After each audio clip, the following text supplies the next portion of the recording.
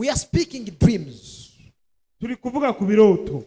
Recently I shared the power of the dream. Ubushize navuze ku mbaraga z'ikiroto. And another time I said the dreams attract at opposition. Ndavuga ngo ibiroto bikuzanira abakurwanya. And I shared another one, the dream killers. Mvuga no kubica ibiroto. The dream killers. Abica ibiroto. And today I want to share with you Uyu munsi ndashaka kuvugana namwe another thing. ikindi. The interpreting the dreams of others. Gusobanura ibiroto by'abandi. Hallelujah. Hallelujah. Who want to interpret the dreams of others? Uwumva ashaka ngasobanurira abandi ibiroto ni. I feel I want to interpret the dreams of Ngo others. njewe numva nasobanurira abandi ibiroto babaye babimbwiye. Let me see the hand. Reka ndebe abo bumva You want basobanura to interpret ibiroto the dream of by'abandi. others. Ufite icyifuzo cyo kuvuga ngo nzasobanura Now, ibiroto. Today, Uyu munsi I have the good news for you. ngufitiye amakuru meza. How it is going to happen. Uko bigiye kuba. This is what is going to happen. Ibi nibyo bigiye kubaho. It is, you need to begin to understand Ufite gutangira kumenya ngo. their dreams. Ufite gutangira ukamenya ibiroto. What are their dreams? Bari kurota iki, bafite ibihe What biroto. they want you to interpret. Umunsi umwe ibiroto ushaka ngo usobanure ni ibihe. What do they want you to interpret? Bashaka ngo basobanurire ibihe biroto. In Jesus' name. Mu izina rya Yesu. That is how things are going to change. Uko niko ibintu bigiye guhinduka. But if you don't understand their dreams, Ariko nudasobanukirwa ibiroto byabo, you cannot interpret their dreams. utabisobanukiwe nta kuntu Because you wabibarotorera. interpret. Ufite kurotora inzozi. And another thing is, Ikindi ni iki? you have to know there is a need. Ufite kumenya ko ari kwifuza. Okay? Yego. So, it is the need. Ni icyifuzo. Now let us go in the book of Daniel. Reka tuje mu gitabo cya Daniyeli. Chapter 2. Daniyeli igice ni cya 2. Because of the time, Kubw'amasawa we are going to begin from verse 5. Kubw'amasawa turi butangire ku murongo wa 5. Daniyeli igice ni cya 2 kandi umurongo waho wa 5. But the story says, Umugani uravuga ngo the king Nebuchadnezzar got a dream. Umwami Nebukadineza yabonye ikiroto. And after having a dream, Kandi kugira ikiroto he called his magician, his wise men, yakura abakonikoni n'abanyabwenge to come to interpret the dream. ngo baze bamuvunurire ikiroto, bamuvunurire inzozi yarose. But he said, Ariko aravuga you ngo must tell me the dream I dreamed. mufite kumbwira mbere ikiroto narose. Amina. Amen. He did not tell them the dream. Ntabwo yababwiye icyo kiroto. He said, you must tell me the dream and you give me interpretation. Yarababwiye ati ntarababwira inzozi narose, mubanze mumbwire inzozi narose, mumbwira n'icyo zisobanuye. Hello. The question is today, Uyu munsi before people tell you their dream, abantu batarakubwira inzozi zabo, you must see their dream. ufite kureba inzozi zabo And you begin to give interpretation. ugatandika kuzirotora, kuzisobanura. Those are the people God is raising. Abo nibo bantu b'Imana iri kuzamura. I wish you are among those people. Nakifuje ngo ubumwe kuri abo bantu. You begin to interpret the dreams Utangire kurotora inzozi they have not even shared with you. zo batarakubwira. But for you, Ariko wowe you want to solve what they have told you. urashaka ngo nibamara kubikubwira ubone ubwabibafasha. When God was in heaven, Imana iri mu ijuru he saw yarebye on this mountain there have to be a church. yarabirebye ngo kuri uyu musozi hazaba urusengero. Maybe some of you nobody who prayed for it.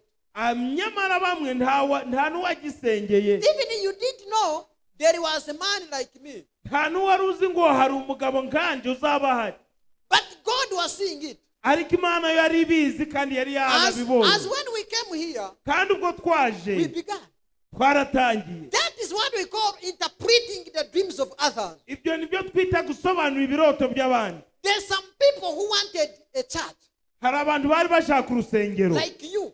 nkawe, But your dream was interpreted when it is not shared. ariko ikiroto izo nzozi zasobanuwe zitaramenywa, abantu batarazibwirwa. Amen. Amen. So the scripture says, ijambo ry'Imana riravuga ngo, then the king answered and said to the Chaldeans, my decision is firm. If you do not make me known to the dream to me and its interpretation, you shall be cut in pieces, and your houses shall be made a gnashing heap. Verse 5. Nuko umwami asubiza abakarudaya ati, nazibagiwe, nuko nimutazimbwira ngo muzinsobanurire, muzatemagurwa kandi ingo zanyu zizahindurwa nk'ibyavu. People have forgotten their dreams. Abantu bibagiwe ibiroto byabo. Tell someone next to you, Bwira ukwegereye, I forgot my dream. ngo njyewe ikiroto cyanjye nakibagiwe. Please tell him, mukwateko, Mubwire ngo I forgot my dream. ikiroto cyanjye narakibagiwe. Tell me the dream. Mbwira ikiroto cyanjye ni ikihe. Mukwateko nawe. Mubwira ati akubwira inzozi I zawe. forgot mine. Njyewe zanjye nsa n'uwazibagiwe. Tell me my dream. Mbwira inzozi zanjye ni And izihe. then give me the interpretation. And give me interpretation. Kandi umbwire n'ubusobanuro bwazo. Yachera bite. We yazibagiwe. Ne muyambe. Mufashe. Can you tell a dream of that person next to you? Washobora kuvuga inzozi z'umuntu ukwegereye. Now listen this. Reka mbabwire. Verse 6 says, umurongo wa 5 turavuze. however, if you tell the dream ariko nimumbwire izo nzozi and its interpretation, n'ubusobanuro bwazo, you shall receive from the gifts, rewards, and great honor. nzabagororera mbaha impano n'icyubahiro cyinshi. Therefore, noneho tell me the dream and its interpretation. mumbwire izo nzozi n'ubusobanuro bwazo. I want to reward you, ndashaka kubahemba, but you must tell me the dream. ariko mufite kubanza mwambwira inzozi narose. That person sitting next to you, bwira umuntu ukwegereye, that person sitting next to you, uwo muntu ukwegereye wicaye ku ruhande he rwawe, can reward you. hari uko yaguhemba If you interpret his dream, ubaye ushoboye kumubwira inzozi ze. if you can, niba washobora kumurotorera inzozi, he can reward you. yaguhemba. But you want the rewards ariko ushaka ibihembo when you have done nothing. nta kintu wakoze. Muyambeko, mufashe to tell the dream. kuvuga indoto. I will give you honors. nzaguha icyubahiro, I will reward you. nzaguhemba, I will give you gifts. nzaguha impano. But ariko unless you tell my dream utambwiye indoto zanjye and interpret it, ngo uzivunure, ntabyo nzaguha. ufite kubanza wambwira indoto ukazivunura. what are the dreams? ibiroto ni iki? Those are the needs. ni ibyifuzo. That person sitting next to you, umuntu ukwegereye he has a need. afite icyifuzo. He came home with a need. yavuye mu rugo afite n'icyifuzo. Even the need was for the last year. icyifuzo gishobora kuba ari icy'umwaka ushize, Even the time he was born. n'igihe yavutse. But he's looking someone who can help. ariko ari gushaka umuntu wamufasha kurotora izo But is nzozi. you now to tell him the dream ariko ni wowe uba wo kumubwira ikiroto cye, and you give the interpretation. ukica ikigeragezo. Hallelujah. Amen. That is what the king wanted. icyo nicyo umwami yashakaga. And now verse 7 says, umurongo wa 7 uratubwiye, they answered again and said, bamusubiza ubwa kabiri bati, let the king tell his servants the dream. umwami narotorera abagaragu be izo nzozi. That's what you always to say. That's what you used to say. ibyo nibyo wakundaga kuvuga. That's what you use it. ibyo nibyo mwakundaga kuvuga. Nze nyamba, nze mbulira, nze ndabeho nakuyamba. nje mbwira ubimbwire ndebe uko nagufasha. Later, oya, we are not going to tell you what we need. ntabwo turakubwira ibyifuzo byacu. If you are a real murokole, nimba uri umukijijwe you neza, will see the need of a church. ureba icyifuzwa mu kanisa. If you are a murokole, niba ukijijwe, you will see the need of your neighbor. ureba icyifuzo cya mugenzi wawe. If you are a really born again, iyo ukijijwe you will begin to see utangira kureba what people need icyo abantu bifuza, and you interpret it. ukanagisobanura. For you want to begin with interpretation before you tell the dream. Wowe ushaka gutangirana n'ubusobanuro bagubusobanura utaravuga ikiroto. Hello? No. Can you educate what you don't have? Can you educate what you don't have? Wakwigisha icyo udafite. Orina kusoka kuzara umwana. Ufite kubanza kubyara Oh, umwana. you adopt the child Cyangwa ukagira umwana ubera umubyeyi and you educate. ukamushomesha. But some of you are saving school fees yet you are not married, you don't have a child, you are not even adopted. Ariko bamwe bari kubika fees, nta mugore nturashaka, nta mwana ufite, cyangwa se uwo washatse ariko ushaka kubika fees ngo uzamumwigisha. Anyway, maybe you are interpreting it like that. Ushobora kuba uri kubisobanura utyo, ntabwo But mbizi. the king today says, Ariko uyu munsi iri kutubwira ngo mbulire kiroto. mbwira ikiroto. Tojja kukifunura otachogedde. Ntabwo uragisobanura utarakimbwira. And then they said, we will give its interpretation. Ngo nukitubwira nibwo turaguha ubusobanuro bwacu. N'abadamu bwati. Arabasubiza. Number 8. Ku murongo wa 8. The king answered and said, Mwami arabasubiza ati, I know for the certain that you would gain time because you see that my decision is firm. menye rwose ko mushaka kubyirengagiza kuko mubonye ko nzibagiwe. Wanji, number 9. Wa 9. And if you don't make known the dream to me, Ariko nimutamenyesha izo nzozi, there is only one decree for you. muzategekwa itegeko rimwe. For you have agreed to speak lying and corruption. Kuko mwagiye umugambi wo kuza kubeshera imbere yanje. Till the time has changed. Ebintu byatuse. Ibintu byahindutse. Therefore, tell me the dream. Noneho mumbwire indoto zanje. I love this word. Iri The jambo king narikunda. insisted. Ikiroto cyagumyeho. The king. Umwami yagumye ku kiroto aravuga mubimbwire. Tell me the dream. Mumbwire icyo kiroto cyane. Roba Katonda yakuyita. Niba Imana yaraguhamagaye, Turage yakuyita. twereke ko yaguhamagaye.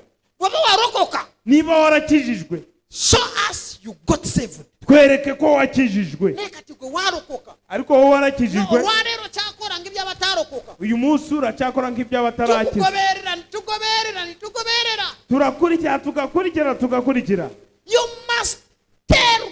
must speak the dream. Ufite kuvuga ikiroto icyo ari cyo kanagisobanura. And now tell me the interpretation. Ugabona kugisobanura. Abarokoreje muri. Abakijijwe murahari. So, the people you live with, Abantu ubana nabo, do you see their dreams? ureba ibiroto byabo. The people you work with, do you see their dreams? Abantu ugendana nabo se urabibona ibiroto In byabo. the community, do you see the dreams? Aho utuye ubona ibiroto by'abantu. Can you see the dream of your husband before he tells you? Washobora kumenya ikiroto cy'umugabo wawe atarakikubwira, Or your wife? cyangwa se cy'umudamu wawe. Hello? Can you? wabikora? If you walk with a friend, Niba uri kugendana n'inshuti se, can you tell him his dream? wamubwira ikiroto cye? Hello? Some of you Yewe. say, pastor, no bachingamba simanya makuru gacho. Pastor, bamwe baragira pastor nubwo yakimbwira nta nubwo namenya icyo bisobanuye. Kati ngamba nchogere. Uno kumbwira ngo nkivuge. Era yachingamba era no kuchidamu cyandema. Yarakimbwiye no kugisobanura birananira. Katongamba nchogere. None kumbwira ngo kivuga Now if you don't speak it, nutakivuga and you not give it interpretation. ntugihe ubusobanuro. No, if you don't speak it, nutakivuga there is no time for interpreting it. nta gihe cyo kugisobanura kihari. Agamba ngu. Aravuze ngo. Nagamba ngu. Aravuga ngo. Therefore tell me the dream. Noneho mumbwire icyo kiroto. I shall know that you can give me its interpretation. Nimukimbwira nibwo ndibumenye neza ko mwampa n'ubusobanuro bwacu. There's some people you interpret wrong dreams. Hari abantu ubusobanura ibiroto bitari byo. Some of you are at school, but you went to the longer dream of your career. Bamwe mwagiye ku ishuri ariko mwiga ibitari ibyanyu bitari biroto byo mufite You are kugeraho. interpreting a long dream. Muri gusobanura ibiroto bitari. You must first know the dream Ufite kubanza ukamenya ikiroto as you begin to interpret. ugatangira kugisobanura. Amina. Amen. First know the dream.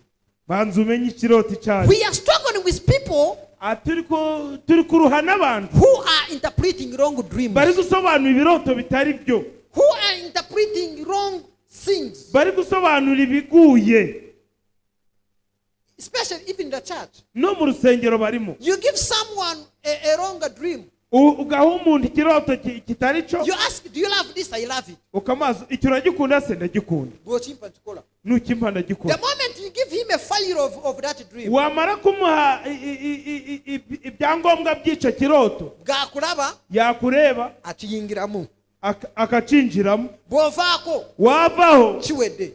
ntiyongere kubikora. That is interpret wrong dream. Uko no gusobanura ibiroto biguye. I am intercessor, Nje ndasenga, but you have never seen him. When he sees you, he pray. iyo akubonye arasenga. Bota babera yekata saba. Yaba ari mu rugo cyangwa n'ahandi ntasenge. Bamugamba katusibe. Wavuga ngo reka twiyirize, Agamba okay.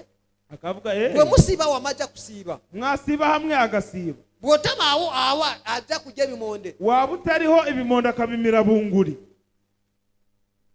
I interpreting the dream. Uri gusobanura ibiroto, Where are you heading? werekeje he? Kade mutubulire kiroto. Mutubwire ikiroto. Okay.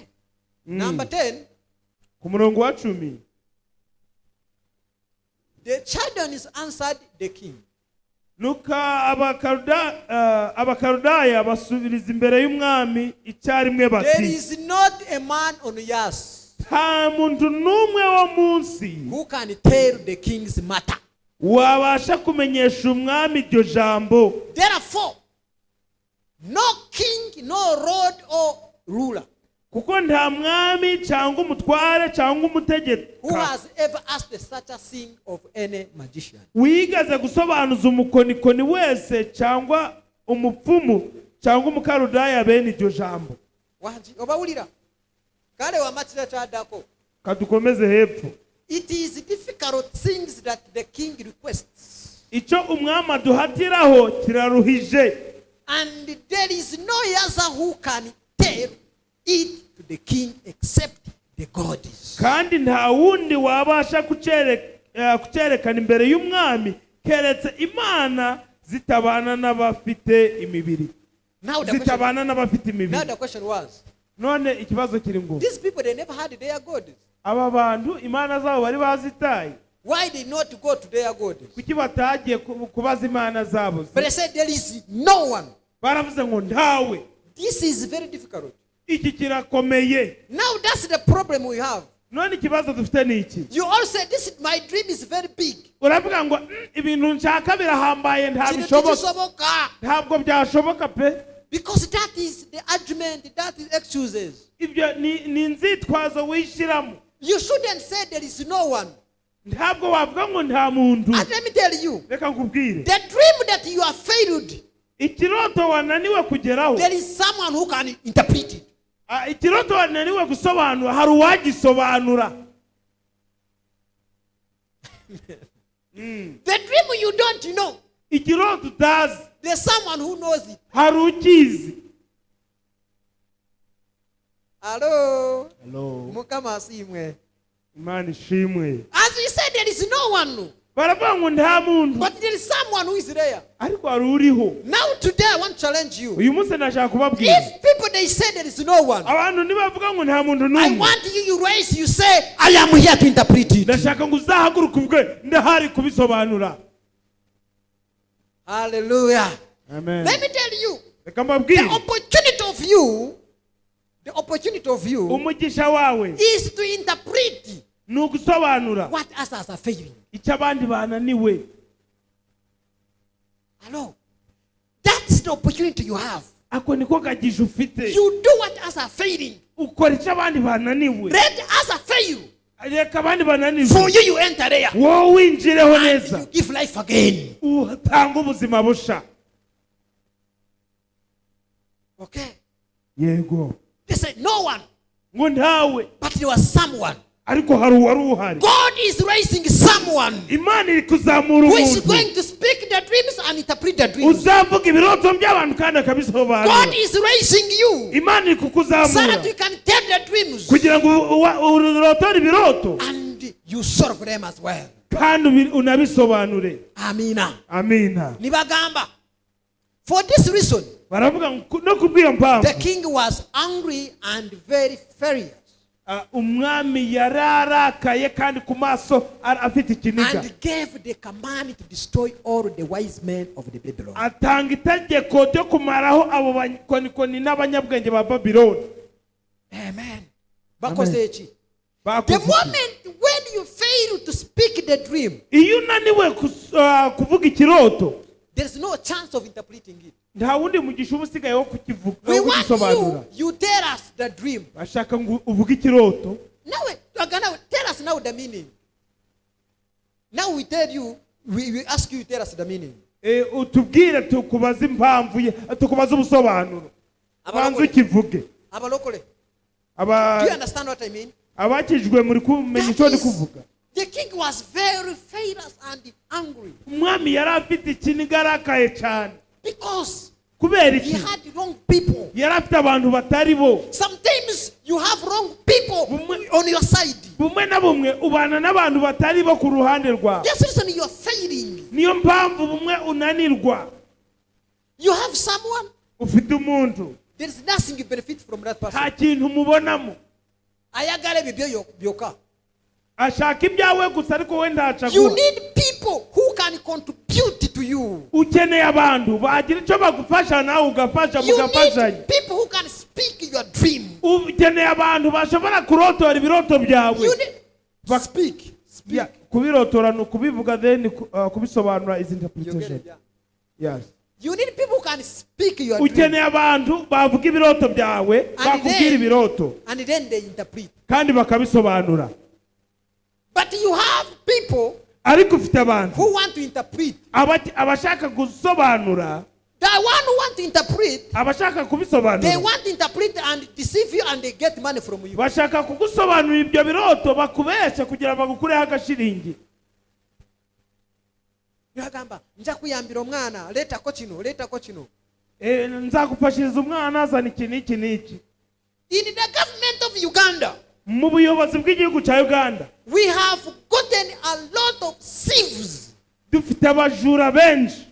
They come in association. Baza ngo mu muryango wibumbye They say president has told me to make this association. bakavuga president yantumye ngo nkore uyu muryango And the state is going to give you money. kandi office ya president iraduha amashiringi aya n'aya. And then they say you need to pay 30,000 or 20. Bakakubwira ngo kugira ngo tukwinjize ishura imitwaro 2 cyangwa imitwaro 3. And now, wow, I say, wow, my dream is now answered. Ugatangira kuvuga icyo nari nshaka kirasohoye icyo mpoze nsengera. You pay.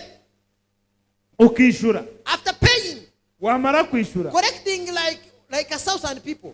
yamara kusoroza mu bantu 1000 nimuzongere kumucidyera. Is it true?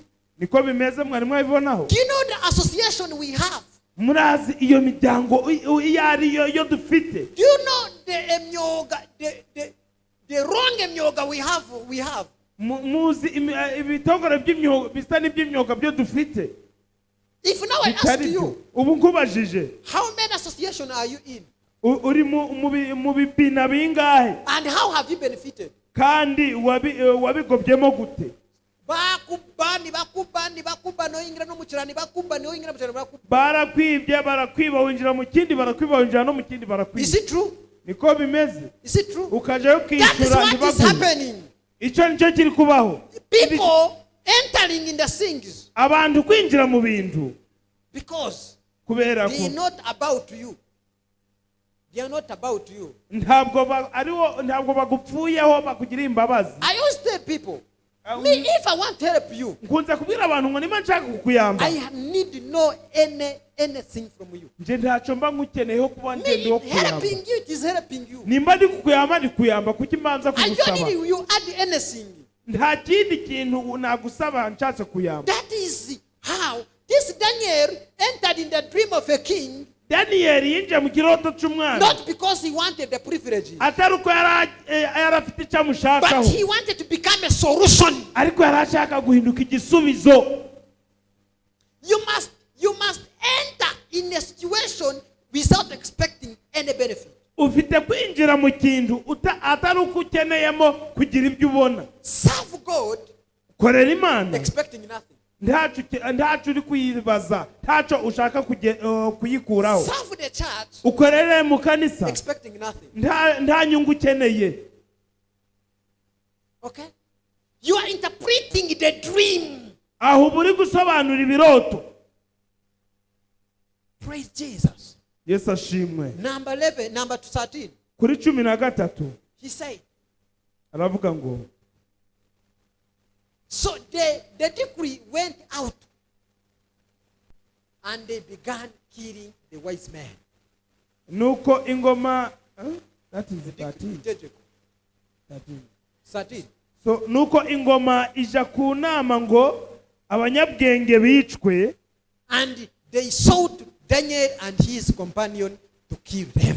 baja gushaka Daniyeli na bagenzi be ngo bicwe. Daniel na what them. Na Daniyeli bamujaniyemo kubera bari bazi ko ari umunyabwenge nawe. Now this what happened. Iki nico cyabayeho. Yes, if you don't become a kingdom mind, nutagira ubwenge bw'ubwami bajya kukutiramu utachitegede. bazakwiciramo utabizi. When you walk with wrong people, iyo ujanye n'abantu batari bo oja kwesanga uri mukomera, wisanga mu gihe mutabizi atene bakusibye mu byo tamanyi. kandi bagusibiye ibyo utazi kubera wagendanye n'abantu babi. Abalokole cyeto, abakijijwe muri when aha you walk with the drunkard, iyo ugendanye n'abasinzi enze mbagala ukavuga nje abasinzi nta kibazo ntacyo baba bandwara. bakwata abatamifu nabo bakutwara. iyo bari gufata basinze nabo bakujaniramo. ihene mbi wayizirikaho inziza. Hello. No. That's what is happening. nibyo bibaho. If you want to get saved, get saved. nimushaka gukizwa kizwa. Come in the church, seek God. ngwino mu kanisa ushaka Imana. Walk with the same people of your caliber. gendana n'abantu muhuje bakijijwe. The bird with the same feathers inyoni z'amababa asa float together. ziguruka hamwe. Hello. But now, ariko they none want to kill Daniel. bashaka kwicana Daniyeli. He was not part of even the conversation of a king. ntabwo yarari no muri abo b'umwami yarari kuvugaho. Naibaga nawe uri mugezi tukutiramu. ariko baravuga nawe uri umunyabwenge reka tukwice. ko umwami yategetse ko abanyabwenge bicwa. But now this is what happened. ariko reba icyabaye. This is what Daniel did. iki nico Daniyeli yakoze. Then Daniel, nuko then with the counsel and wisdom, Daniel answered ariko Daniyeli asubizanya with the Ariot, Ariyoki umutware w'abasirikare barinda umwami, who had gone out to kill the wise men of Babylon. asubizanya ubwenge no kwitonda. uwo niwe wari ugiye kwica abanyabwenge b'i Babylon. Now 15, kwa he 15 answered and said to Ariot the king's captain, abaza Ariyoki umutware w'umwami ati, why this decree from the king is so urgent? ni iki gitumye habaho itegeko ry'ikibangahu rivuye ku mwami? Then the Ariot made the decision known to Daniel. nuko Ariyoki abisobanurira Daniyeli. Aha, chicheto ya mugamba. yamubwiye ngo iki? 16. ku 16 So Daniel went in and asked the king to give him time. Daniyeli aherako asanga umwami amusaba umunsi ngo azamumenyeshe ibyo yabazaga. Praise the name of God. Uwiteka ashimwe. Those are the people of the kingdom. abo nibo bantu b'ubwami. When they hear something urgent, iyo bumvise ikintu cyaho naho they step in. binjiramo. Na yegwe ariko wowe bwowura warwe cyabadewo When you hear the Psalms happen, iyo wumvise ikintu kibaye you don't mind. ntabwo bipfaho. Ngo niko byabaye niko umwami yabishaka. Nogamba banange nga umwana wanje bamugobye kusomero. Umwana wanje bamwirukanye ku shuri iwe. Nagamba byebyo niko bimeze niko tumeze. Umusaja wanga nkuba burunaku. Umugabo wanje arankubita buri munsi. Bananga basaja benaku zino bakuba. Kavuga abagabo b'iki gihe bose se kariko bameze barakubita. Amina. Amina. Nogamba naye banange omusaja ono ngatacandabira ngatacaleta kantu waka. Kavuga ngo umugabo uyu katakindeberera katacampaho. Byebyo. Ukavuga ngo niko bimeze abagabo niko babaye. Is it true? Niko bimeze sisi ari abo kureberera kuko. It is not like that. Ntariko bimeze. You need someone. Ukeneye umuntu. When you share numubwira what you need, icyo ukeneye, they say okay, bavuga yego, let us find a solution. Reka dushaka umuti w'icyo kibazo. That's the people you need. Abo nibo bantu ukeneye. You need such a people. Ukeneye abantu ngabo. They begin to think with you. Batangira gutekerezanya hamwe nawe. They begin to walk with you. Batangira kugendana nawe. They begin even to hear. Batangira no kumva. Amen. Amina. Give us some time. Mbigihe. I'm going to come with an answer. Ndagaruka n'igisubizo. Those are the people who knows where they are going. Abana bo bantu bazi iyo berekeye. People with dreams. Abantu bafite ibiroto. People who know where they are going. Abantu bazi iyo baje. When they hear problem. Bumva ikibazo. When they hear problem. Iyo bumvise ikibazo. They stepped in. Bacinjiramo. They want to find the answer. Bagashaka igisubizo. Nawe nonye chokudamu eri abantu. Nawe shaka igisubizo cy'abo bantu bakugana. When people surround you. Abantu bakwitoroye. Chicha chibabonyabonya. Niki kiri kubabonaboneye. Why are they being killed? Kuki bari kwicwa? Why their children are not at school? Kuki abana babo batari ku ishuri? Why? Kubera iki? Now that is interpreting the dream. Uko niko gusobanura ibiroto. Mwe muroza ngamba mugende mwebake mwebike. Mwe muri kutekereza ngo mufite kugenda mukaryama mukipfuka kujya mu rote. Neda. Oya. Tandikira kwebyo birabika. Tandikira kuri ibyo biroto birebeka. Raba ekiri mu cyaro. Reba ikiri mu cyaro. No sanga wamwe there is no electricity. Ugasanga wanyu nta mashanyarazi ariyo. No sanga niba nange wanenzikiza ngambitiriwe. Ukavuga ariko hano umwijima kari mwinshi. Bani babona tera ari na yakatala. Bane ibanda ufite na kasora. Wandika yo ka proposal ga banange bwetugura yo buso akasora ka mutwaro. Wandike ubabwira tuguze yo sora y'umutwaro buri muntu akaguritara. No sanga the 100 families. Ugasanga amago nk'ijana. Warimo akatara. Harimo agatara buri rugo. You have interpreted the dream of the darkness. Aho ubu usobanuye ikiroto cy'umwijima wari uri muri cyo cyaro. Hello. Praise the name of the Lord. Zina ry'Uwiteka rishimwe. Come in the church. Mwino mu rusengero. Ubwe muri rusengero hivuzwa mi. Ikintu ngakibabonyabonya. Ikiri kubateganya ni iki? No gamba. Kavuga kino. Ariko iki ngiki. Obo yaho gamba pastor. Wabura ukavuga ati pastor. Kino kindekere. Iki kindekere njewe ndagikora. Okay? Yego. That is seeing ahead of others. Aho uburi kurebera imbere y'abandi. I want you begin to see ahead. Ndashaka ngutangire urebe imbere of others. Imbere y'abandi. Nze ndagara kutraisinga omurokore. Nje ndashaka ngo dukuze umurokore. Someone who has a wrong eye. Ufite amaso maremare wareba kure. Si wamari wano. Atari uyuraha gusa. You have gotten malaria. Urwaye umushwiza. Or you have gotten flu. Cyangwa senyiga. You come pastor.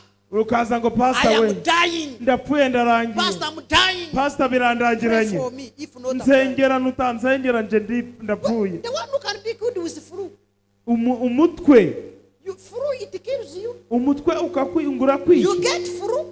Ukarwara senyiga. You say you are going to die. Ukavuga ngo ngiye gupfa. Goragawa. Uri kujaye. Wowe yagara kufafa. Nimburenda gupfa upfe.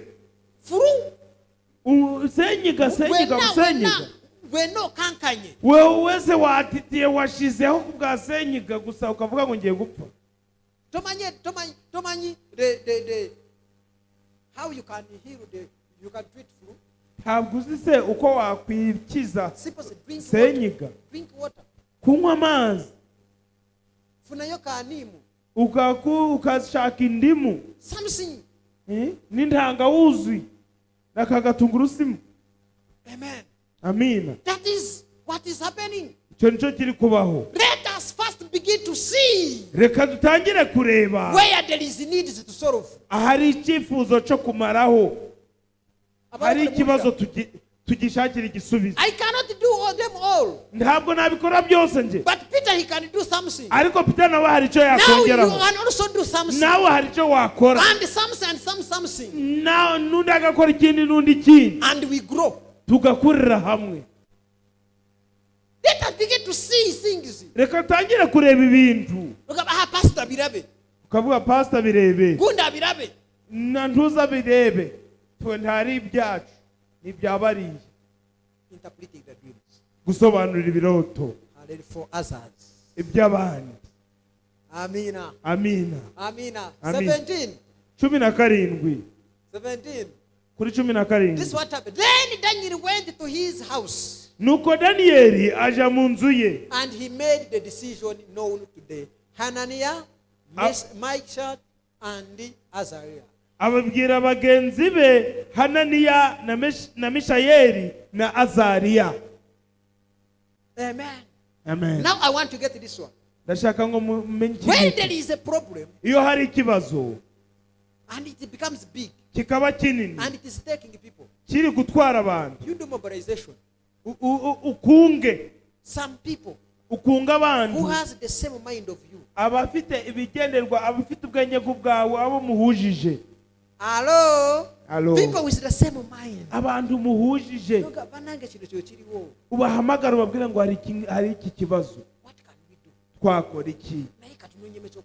Dushakemo igisubizo. But for you, ariko wowe today we have misunderstanding in about. Uyu munsi yubonye ikibazo hagati yawe n'umugabo wawe. Instead of calling your fellow omulokole mukwano gwo, mwanya kwegereza uriya mushiti wawe kandi ukijijwe mu bana muhuje. Odukira kubara basiba kumwenge barabale mwamaka. Wirukira mubirirwa ku nzoga ngo ugiye kurega. Those who failed the marriage. Abana niwe n'ubufumbo bwabo. Really? Yeah. He called his companion. Yakwiye bagenzi be. Companion, it is a person you have the same thinking. Mugenzi wawe n'umuntu muhuje ibitekerezo. I have a question. Kibazo. Do you have your companion? Hari umuntu muhuje ibitekerezo. I want you check in your circle. Ureba abantu bakwitoroye, abantu bana nabo hari muhuje. Do you have your companion? Ufite umuntu muhuje ibitekerezo wabwira ibyama byawe. Me, I hate people. Njewe nanga abantu. They are always on phone. Bahora ku masimu. Bogera. Bakavuga. The people, even when they are talking, it is nothing. No, ibyo bari kuvuga kuri izo simu ugasanga n'ubusa. No idea from there. Nta point irimo n'ukuvuga ibiraho gusa. Bakaborogota gusa. Even the airtime waje was. Na airtime yo bafite ku simu yabo bayigujije. Bakavuga. Is that a companion? Uwo n'umugenzi wawe. Abarokore what is killing you to progress? Abarokore kiri kubananiza gutera imbere. You did not find a circle where you fit. Ntabwo washatse bagenzi bawe ngo urebe abantu muhuje abukwiyemo. Amen. Amen. I used to see people. Nakunda kubona abantu. He is born again. Bakijijwe. But no musanga rwakusa tobara wakutana. Arakijwe ariko kwa gatatu shangu kwa gatanu. Ayamuko rusozi. Akurira umusozi. Tasobora agenda mu kanisa yasabiremu. Ntabwo yaje mu kanisa ngasengeremo. Let me go in the church. God will answer. Akavuga ngo reka nje mu kanisa arimo nsengera. But he has that mindset. Awafite intekereza. He called the companion. Yakuye abagenzi be. In your life, mu buzima bwawe, you need Shadrach. Ukeneye Shadrach, Abednego, and Meshach. Na Meshach. Kanchi demo. In the journey of your success, mu rugendo rwo gutera imbere rwawe you need who? ukeneye Shadrach, Meshach, Abednego. Hello. Hello. Do you have their message? Ufite message shi? Do you have their Shadrach? Ufite Shadrach? Do you have their Daniel? Ufite Daniel? Do you have Daniel there? Ufite Daniel? Ask. Mubuze. Umubaze se mu rugendo rwawe. Do you have Daniel there? Mubaze mu rugendo rwawe ufite umuntu wa hafi. Do you have Shadrach? Ufite Shadrach? Do you have a message? Ufite Meshach? Who do you have? Ufite nde? Ufite Abednego? Abednego. Okay. Ibyo bisobanura abantu ba hafi bakumva buvugana nabo So in your bakumva ibyawe. circle, do you have those people? Ufite abantu bakumva Who are your companions? bagenzi bawe Abawara. abakobwa. Do you have there your Daniel? Ufite Daniel wawe. If you don't have, Niba utamufite you can become a Daniel today. wahinduka Daniel uyu You can munsi. become Shadrach today. Wahinduka Shadrach uyu You can munsi. become a message today. Wahinduka Meshach You uyu can munsi. become a Abednego today. Wahinduka Abednego uyu munsi. If you rise to become one, Iyo uzamuka you umwe begin to do mighty things. in Jesus' utangira name. gukora ibihambaye. Amina. Amina. Become one of these. Hinduka umwe kuri aba. When they hear problems, Iyo bumvise ikibazo they want to go to know. bashaka kumenya. Some of you bakofa otana no kufa. Abamwe mupfa mutari mwaba nabo gupfa. 18. 18. Lero ndi kusomesa Bible. Uyu munsi ni kwigisha Bibiliya. That they might seek mercies. After speaking to the king, he said, they might seek mercies from God of heaven concerning the secret. Kugira ngo bingingire Imana yo mu ijuru ibyo bihishwe ngo ibagirire imbabazi. So that Daniel and his companion might not perish with the rest of the wise men. Kugira ngo ibagirire imbabazi batarimburwa n'abanyabwenge bandi b'i Babuloni. You barokore. Mwebwe abakijijwe. Why perishing with the people who are not born again? Kuki mupfa mugapfira hamwe n'abari badakijijwe? Why are you suffering the same Kuki muri kubona abantu mubona umwe kandi bo badakijijwe? Omurokore. Ukijijwe. When things fails, Iyo ibintu you byanze go before God. uje imbere You y'Imana cry to God. ugasenga You Imana seek wisdom. ugashaka You ubwenge seek the sacred things ugashaka ibihishwe which physical things cannot do. ibyo ibirebeka bitakora. Physical people, Abantu they barebeka understand bamenya their education has power. ngo kwiga kwabo gufite Their man has power. kurakomeye, amashiringi Connection yabo has power. arakomeye. But we born again, Ariko twebwe abakijijwe we seek the secret. dushaka ibihishwe. The secret is in God. Ibihishwe biri mu Mana. Your dream, your money is in God.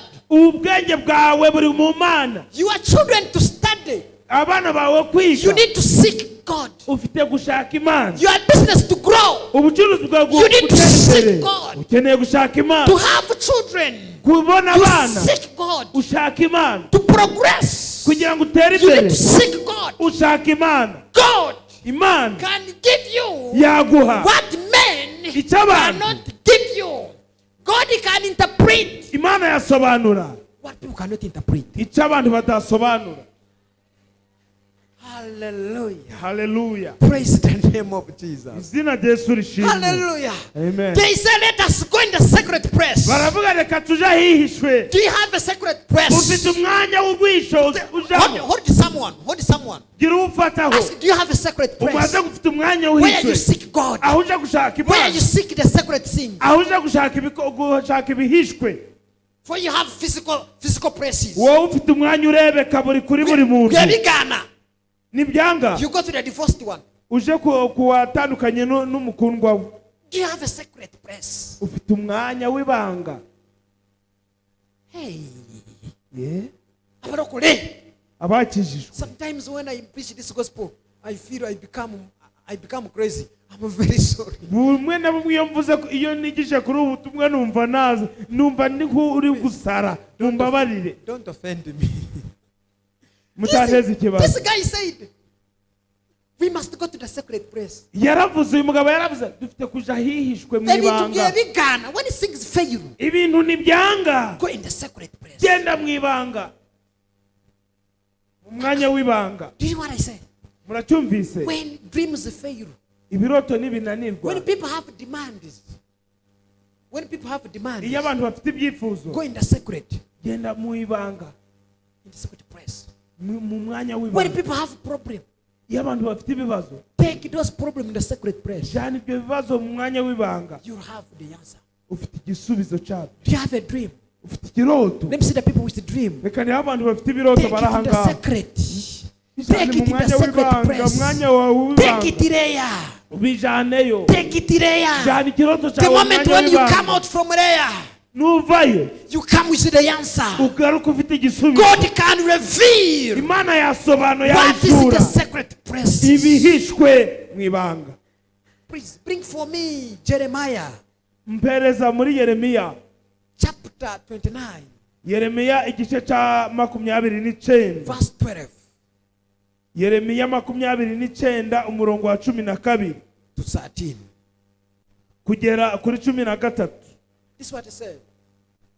He said, then you will call upon me kandi muzanyambaza and go and pray to me, muzagenda mu nsenga and I will listen to you. nanjye nzabumvira. Verse 13. kwa 13 He says, and you will seek me muzanshaka and find me mumbone when you search for me nimunshakana with all your heart. umutima wanyu wose.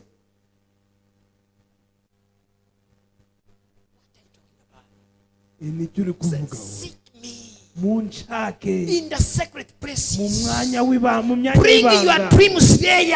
muzana ibiroto Bring byanyu, your problems muzana there. ibibazo byanyu, Bring your ideas there. muzana ibitekerezo Bring your byanyu, marriage there. muzana ubufumbo Bring bwanyu, your children muzana there. abana banyu, Bring your problems. muzana ibibazo, Bring your business muzana there. ubucuruzi, Bring your child. muzana abana, Bring your house muzana there. inzu zanyu, Come to me.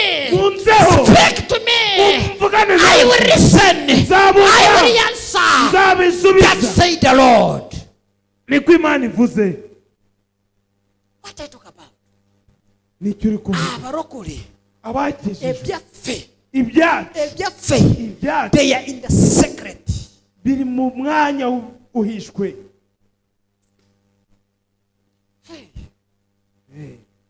Omurokore. wakijijwe When you fight him, n'umurwanya he goes in the secret. aja mu mwanya w'ibanga, He begins. agatangira agasenga ariko sitarabaki rekeremo, He came back. akagaruka Who when is the conqueror? ari umutsinzi.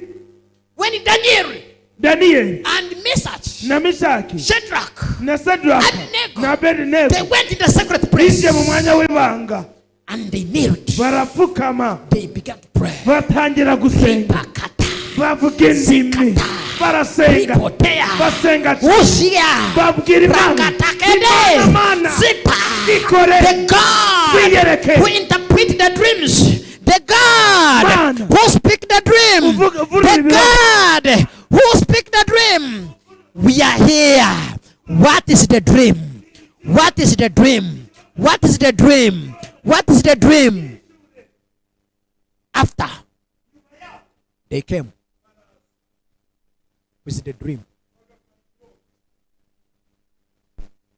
Hello. Hello. Hello. They went where? bagiye he? They went where? bagiye he? You, where do you go? wo uja he? This is what they say. hano baravuze ngo Seek me. Seek me. You seek God. You seek God. Say, God says, seek me.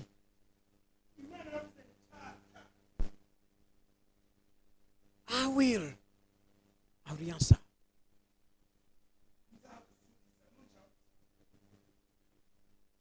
Okay. Seek me. I don't know whether it is Jeremiah 3:3. Bring Jeremiah Chapter 33. Verse 3. This is a free call. This is a free call. This is a free call. A free call. A free call. They mean, okay, free calls. I always tell people I have the free calls. People, they always say they have free calls. Abantu baravuga ngo bafite guhamagara kubusa. Windachika zubusa, you don't know. Ndakika zubusa, okay. Free minutes. Ndakika zo guhamagara z'ubuntu. Kumbe nayirabira hibo uturemo. Kandi yaziguze. And he say I have the free minutes. Akavuga ngo by the way ngo nafite ndakika ziri gufubusa zubusa. Ni zubusa sa. But now today I have the free minutes. Uvuga uyu munsi mfite ndakika z'ubuntu. Can I tell you the free minute? Nzibabwire se. Do you want to speak to God? Ushaka kuvugana n'Imana. This is the number. Iyi niyo namba. You dial. Iyo kanda musimu. When you have the problem, ubu ufite ikibazo. just get your phone. Ufata simu You yawe. dial this number. Ukakanda iyi namba. Call to me. Mpamagara. I will answer you. Nzagusubiza. And show you Nkwereke. the great and mighty things Ibintu bihambaye bikomeye. which you do not know. Ibyo utazi. Call unto me. Mpamagara. Call unto me. Mpamagara. And I will answer you. Nzagusubiza. And listen, Nuko. and I show you greater Nkwereke and ibikomeye. n'iby'imbaraga Iby'imbaraga. things which you do not know. Nkwereke iby'imbaraga bihambaye utaruzi. ESV egamba ki? ESV version. Maybe nza kuleta uruzungu rwotegeera. ESV version yogira ki? Ushaka iyindi Bibiliya ikivuga ubundi busobanuro. Yes, he said, call to me. Mpamagara. I will answer. Nzagusubiza. I will answer you. Nzakumva ngusubize. And I will tell you greater hidden things. Nkubwire ibikomeye bihishwe. Hidden. Ibihishwe. When Daniel moved in the sacred place, Daniel ubwo yagiye mu mwanya w'ibanga. he went there. Yagiyeyo. The secret, Ibihishwe. the hidden. Ibyo bihishwe ibyama. Katonda nabimugamba. Imana irabimubwira. Ekiroto kyo yagala kuvunula. Ikiroto cyashaka gusobanura. Genda maso ga Katonda. Genda mbere y'Imana. You will have the dream and have the answer. Icyo kiroto Imana izakikwereka iguhe n'ubusobanuro bwayo. When God gives you a dream, Imana iguha kiroto. He gives you the answer. Iguha n'ubusobanuro. When God gives you marriage, Imana niguha ubufumbo. He handles that marriage. Ibubamo ikabufasha. Katonda bwakuwa amagezi. Imana iguhaye ubwenge. Amagezi. Abanyabwenge. He is ready to use it. Aba yiteguye kubukoresha. Praise the name of the Lord. Izina ry'Uwiteka rishimwe. Now I want to write this thing. Time has already gone. Igihe cyagiye. But later 4, 33, 4.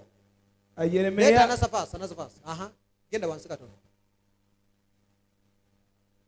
For thus said the Lord, the God of Israel, Uku niko Uwiteka Imana ya Isirayeli ivuga. concerning the house of the city Iby'amazu yo muri uyu murwa. of the king of Judah. N'iby'inzu z'amayumba z'ab'Ubuyuda. These words are from God. Aya magambo ava ku Mana. Already my message it is already summarized. Ubutumwa bwanje buciwe mu ncamake. Daniel became example. Daniel yabaye cyo kureberaho. Go to my slide on my message and now we finish.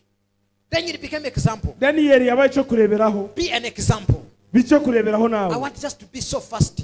Ndashaka ngo twihute. He became example. Yabaye cyo You kureberaho. are also an example. Nawe genda bico kureberaho. In your village, mu cyaro cyanyu. you are going to become example. Ubico kureberaho. When you go in the sacred place, Uja mu mwanya w'ibanga. when you go in the sacred place Nuja mu mwanya w'ibanga. and you call him, Umukamuhamagara. he will answer you. Azagusubiza. Another thing, Ndavuga Imana.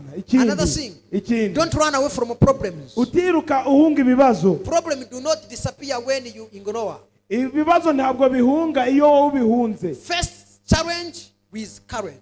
ibyo bibazo uhure nabyo ufite imbaraga with courage, n'imbaraga no utabitinye with wisdom, n'ubwenge faith, no kwizera and perseverance. no kwihangana. That's what helped Daniel. Ibyo nibyo byafashe He Daniel. stood in faith. Yahagaze mu kwizera, He stood with wisdom. yahagaze n'ubwenge, He stood in faith and perseverance. ahagarara mu kwizera And he defeated. no kwihangana And his life was n'ukaratsinda, not killed. kandi ntabwo yishwe. Amen. Amen. Nawe yimirira. Nawe hagarara, You will win in Jesus' name. uzatsinda mu izina rya Yesu. Abarokore, you will win. Muzatsinda, You will win. muzatsinda. Ebikurwanya bingi Ibiri kurwanya ni byinshi, nayo jya kusingura mu ariko mwanya wa Yesu. uzatsinda. Abakuliko bangi, Abakuriho ni benshi, abagala kuta bangi, abashaka kwica ni wali benshi, tolina musango, nubwo nta rubanza ufite, naye ariko genda maaso ga Mukama. genda imbere y'Imana, Tonduka bizibu, utihunga ibibazo, utabihunga, yingira, byinjiremo, yingira, byinjiremo, yingira. byinjiremo. I said in the morning, Navuze mu gitondo, if you want to fight a lion, niba ushaka kurwana you n'intare, don't keep it in the cage. ntabwo uyishyira mu gatimba ngo You uyisibirane, open the cage. wugurura agatimba, Open the cage. urayugururira, Attack. ukayisatira, mukarwana. Problem, attack them. Open the cage. Nimba ibibazo bije, wugurura agatimba urwane nabyo, ubitsinde. You are a general. Uri umurwanyi uhambaye, uri You are a general, general. uri general. Just enter the secret. Weho injira hariya hahishweho ibanga, Oveyo. uzavayo. Bomara kubera isimu yo nkugambye siri. After calling that number 333, Nuhamagara iyo namba yo dusomye muri Yeremiya 33:3, you come ukaza. when you have the dream, Uza ufite ibiroto, when you have the answer of it. kandi ufite n'igisubizo cyabyo. Jack Ma said, Jack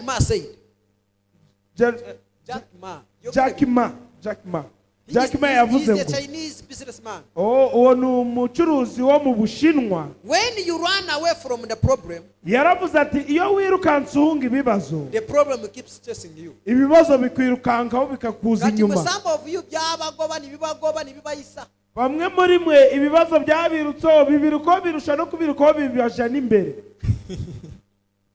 Mubuze Mubaze ekibazo cyo ekizibu cyo, kikujejeje he?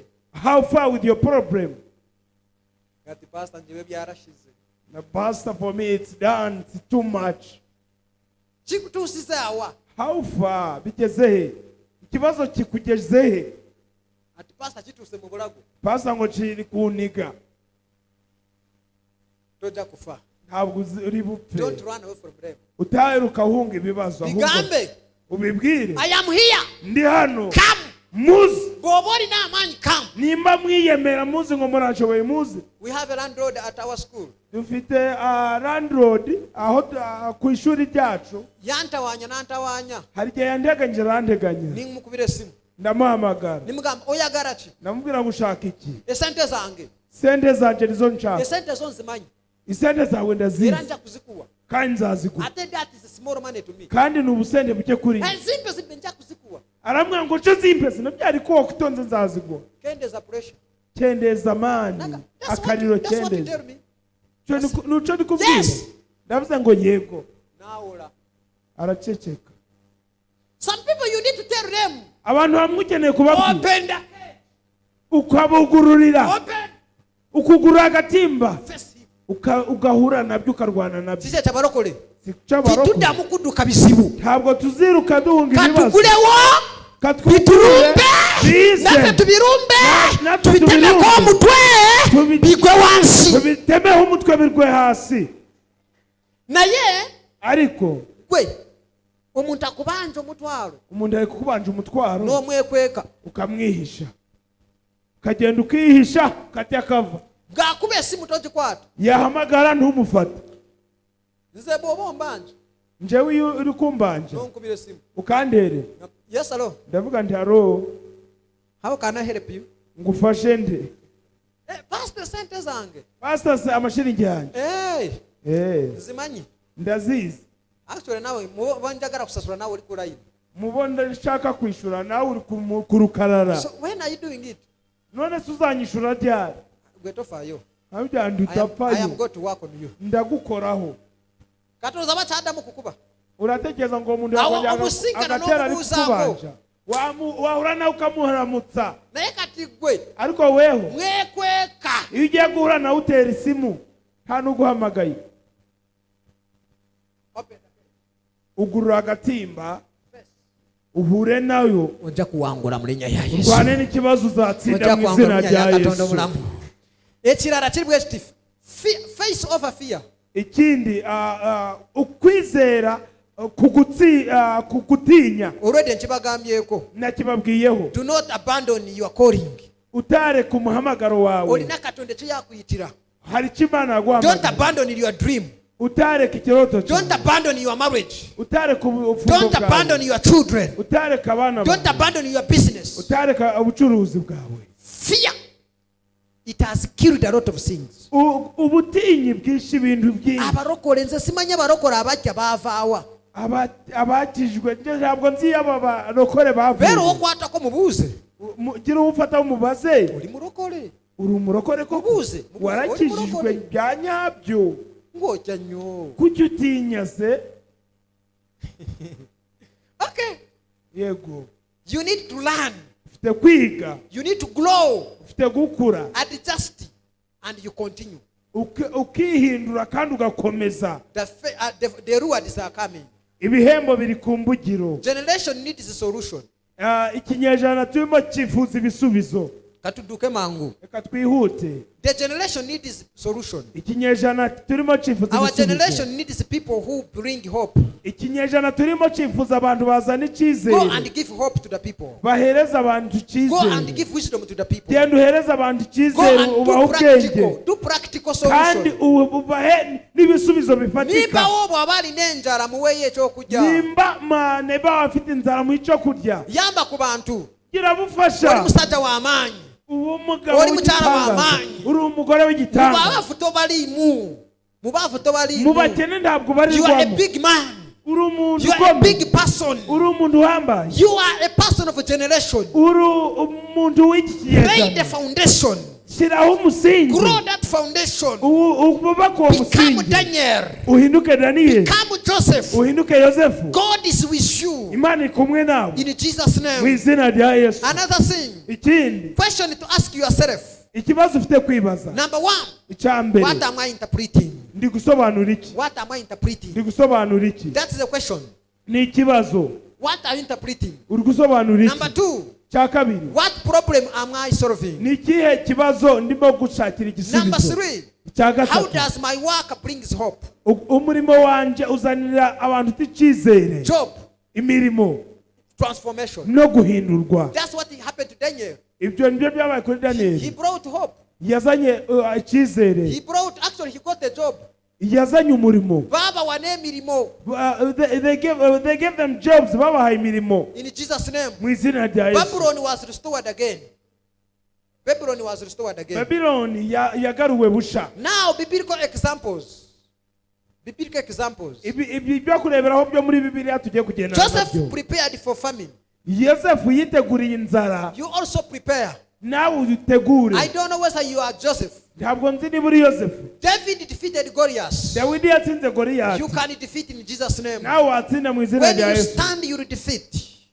Number nuhagara three, uzatsinda Daniel interpreted the king's dream. daniyeli yasobanuye ibiroto by'umwami You will never go before the king ntabwo uzigera uja imbere when you y'umwami don't know the dream. utazi ibiroto You must go before the king ufite kuja imbere when you y'umwami know the dream, uwamenye when you ikiroto know the answer. kandi uzi n'igisobanuro They will never give you a job. ntabwo azaguha umurimo Now let me tell you, reka mbabwire I'm not cursing you. ntabwo ndi kubavuma You'll never get a job ntabwo uzigera ubona when you umurimo don't know what the company needs. utazi icyo kampani y'ushaka mu murimo ishaka I have a friend of mine. mfite mushiti wanjye He told me, yarambwiye ngo me, I got a job njye nabonye umurimo after meeting someone maze guhura n'umuntu who was giving the job. wari uri gutanga akazi When I interpreted his dream, ko nasobanuye ikiroto cye that's when I got my job. nibwo yampaye umurimo niko naje kubona akazi Later they told me actually there is a job. nyuma yaho baravuga nyamara hari umurimo uhari waza ukawukora That's what he told him. niko yamubwiye There is a job actually. uwo yasobanuye ikiroto aramubwiye ati hari umurimo uhari waza ukawukora You apply. wowe andika But application. it came when he has helped him, when he has interpreted what he was. Ariko umenye ngo icyo cyaje ari uko amaze kumusobanurira ikiroto So cye. some things happen when you interpret someone's dream. Bimwe iyo usobanura ikiroto cy'umuntu birikora. Namubuza, bino wabisoma. Aramuze ibisura byiga warabyize. Ukora ki? Ukora iki? Actually siri na mulimo. Ngo nyamara nta kazi mfite gushomera. For you need a job. Ntabwo ufite kuba umeze uco ukeneye akazi Yako uzikore. bujulizi. Yambaye ubuhamya. Now today, Uyu munsi people they will put in their office. abantu bazagushira mu office yabo. When you answer something they want. Hagize icyo usubiza bakeneye. Na yemwe. Ariko Why mwebwe do you want people to bless you? mushaka ngo bawe umugisha ryari babafashe Muri ryari banafu. Muri banafu. muri abanebwe Bwebwa kuwa sente toza balance. iyo bagwaye sente ntabwo ugarura balance. Bice birara. Ibindi Uri ni wa rugambo. ufite urugambo. Ofuma barara. Utuka abandi. Why do you want people to bless you? Ushaka abantu bose bagufashe bate? You don't have integrity. Nta bwisi kugira. Bwebwa kuwora sente tokomyawo. Niba bagwaye sente ntabwo uzigarura. Uri muyayi. Uri umuhiri uri umuyayi. What are you interpreting? Uri gusobanura iki? Ebyo byori ku interpreting komaweka. Ibyo byo uri gusobanura agaruka mu rugo. Hallelujah. Hallelujah. Name of Jesus. Zina ry'Uwiteka rishimwe. Daniel interpreted. Daniel He yarasobanuye. became the chief of the wise. Aba umukuru w'abanyabwenge. Actually buyamara ku interpreting.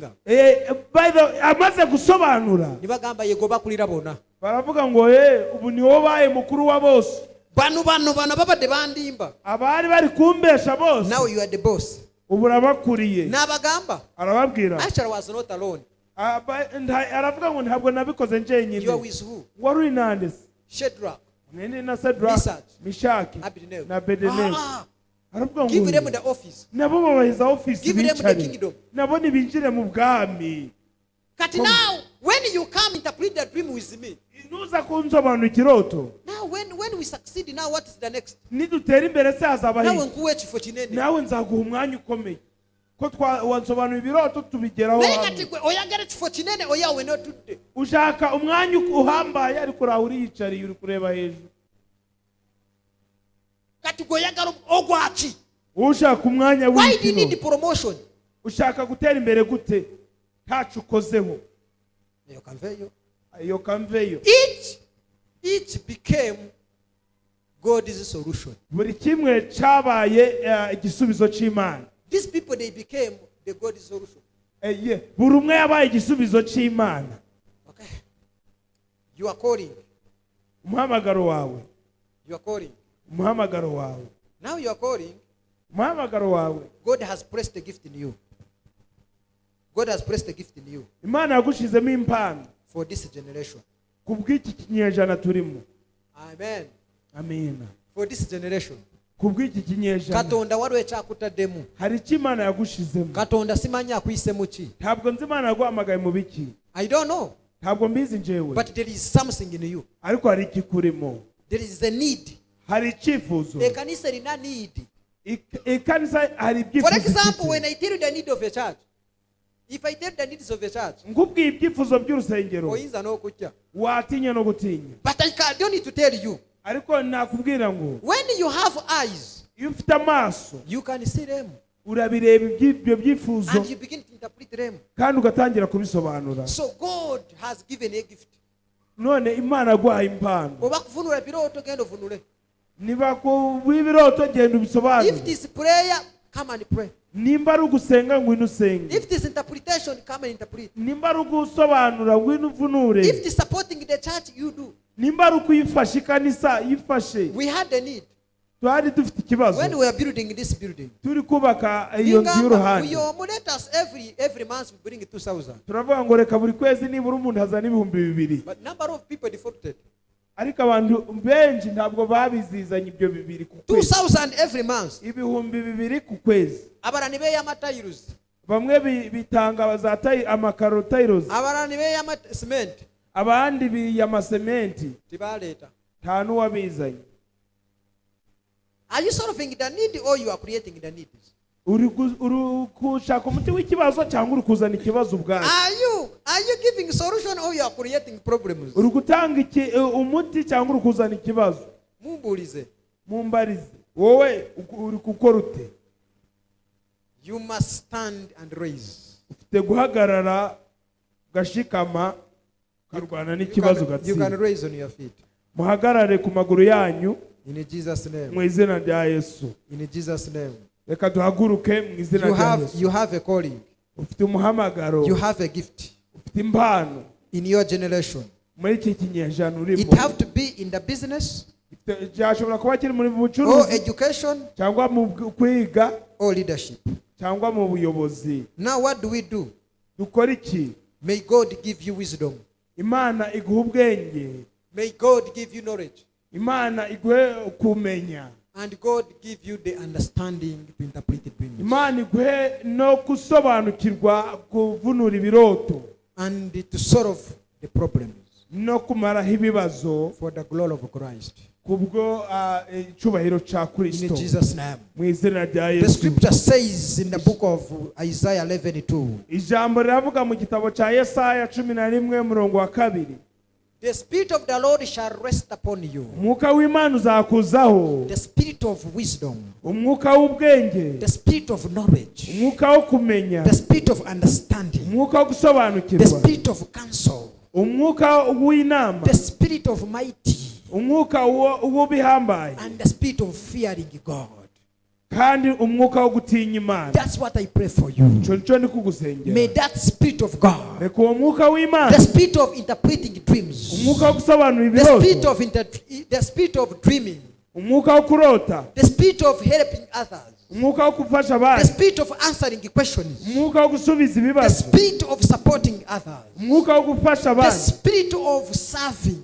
I pray today. Let it come over you. Let it rest on you. When the spirit of God rested on Daniel,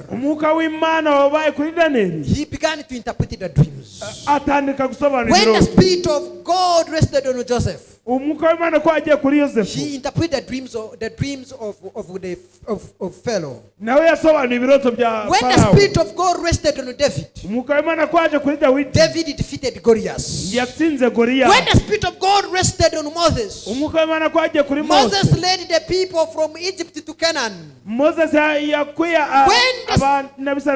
spirit of God rested on Joshua, Joshua led the children of Israel. Today I pray that spirit of God to rest on you. To rest on you. You begin to do different things. You begin to do unique things. You begin to do mighty things. You begin to help others to win in the name of Jesus. You begin to give jobs to those of jobless. Oh, may the spirit of God come. The spirit of education. The spirit of celebrating. The spirit of marriage. May you do a business that can interpret the problems in the community. May you do something which is going to transform the nation. In the name of Jesus. May God give you a message that can bring life. In Jesus' name. May God use you. May God stand with you. May God lift you. May God lift you in Jesus' name. I pray today, you will never be ignored. Every problem that was chasing you, I stand as a servant of God. I cancel in the name of Jesus every problem, every sickness that has putting you down. In the name of Jesus, I speak today. Let it disappear. Tumors go. Tumors. Let it go. They had pain. Oh, in the name of Jesus. They had pain. Oh, in the name of the Lord. I pray healing in the name of Jesus. May you go and build in the name of Jesus. May you go and study in the name of Jesus. genda wige mu May you izina go rya and Yesu. do business in the name of Genda ukore Jesus. ubucuruzi mu May izina God rya give Yesu. you money Imana iguha and amashiringi you help others. ufashe May n'abandi you become head, uba umutwe not a tail. atari umurizo May you not borrow, utiguza but you lend others. ahubwo uha abandi In the name of amabandi mu Jesus. izina rya Yesu. Every door buri rwugi that was closed buri over you, muryango wakinzwe imbere I yawe speak it. ndategetse Let it open. ukingurwe In Jesus' name. mu izina rya In Yesu. Jesus' name. mu izina rya I Yesu thank you, Jesus. ndagushimye I Yesu give you praise. nguhaye I give you ikuzo worship. ndakuramya In Jesus' name. mu izina rya Yesu Amen. amina Amen. amen God bless you. Imana ibahe umugisha.